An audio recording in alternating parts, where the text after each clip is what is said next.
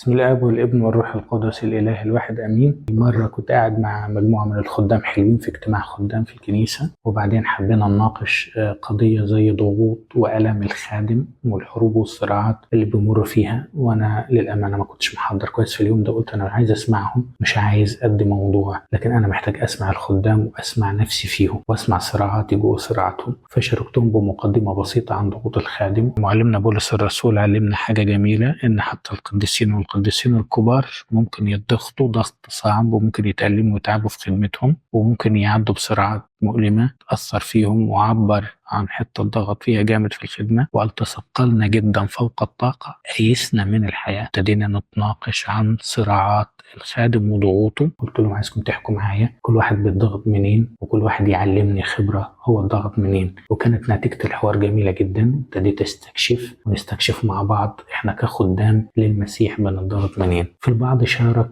ان انا بتضغط من المخدوم، وفي بعض شارك أنا بتضغط من نفسي في الخدمة، وفي بعض شارك بتضغط من توقعاتي. وأتذكر بعض المشاركات الجميلة اللي حابب أشارككم بيها. حد قال: أنا بخاف إن هو ما يكونش يقبلني، وإن كلامي يبقى ثقيل عليه، وإن يبقى أنا مش مقبول عنده كشخص، فبقى صورتي مش حلوة في عيني، إن أنا مضغوط من النظرة بتاعت الرفض. أنا مضغوط من رفض المخدوم ليا كشخص، وبشعر إن أنا ثقيل، فمش بحب نفسي ومش بحب الصورة دي عني، ودي بتضغطني.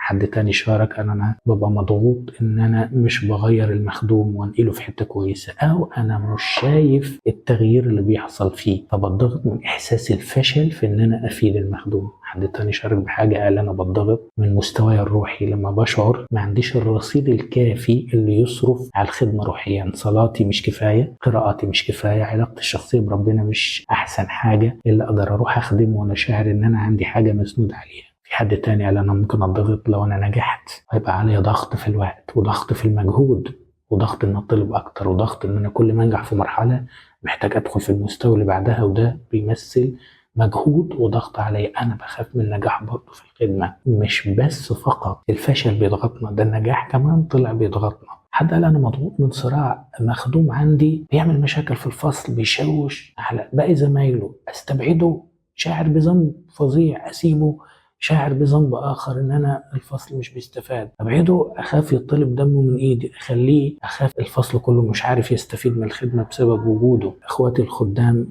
أنتوا بتتعبوا كتير حقيقي، لكن عايز أقول إحنا دورنا نحب، دورنا نساند، دورنا نتواجد، مش دورنا نغير. التغيير دور الروح القدس. النمو بتاع المخدوم مسؤولية الله، وده عمل الكنيسة وعمل الأسرار مش عملي. لكن أنا الخادم دوري أمانتي، دوري جهاد الروحي، دوري تغيير قلبي من الداخل، إنه يحب وإنه يساند وإنه يواسي ويطبطب وإنه يكون أمين. لكن التغيير مش دورنا، النجاح مش دورنا، الفشل مش دورنا. ده في جزء إحنا مش بنعمله عشان بنعشم في جزء أكبر من قدرتنا ومستوانا. خلينا نكتفي إن نصلي، نقرأ الإنجيل، نتوب، نحب المخدوم، نتواجد في أوقات الخدمة ونحضر تحضير جيد، والباقي كله مش بتاعنا، بتاع روح القدس. لإلهنا كل مجد وكرامة في كنيسته من الآن وإلى أبد الآبدين وإلى دهر الداهرين، آمين.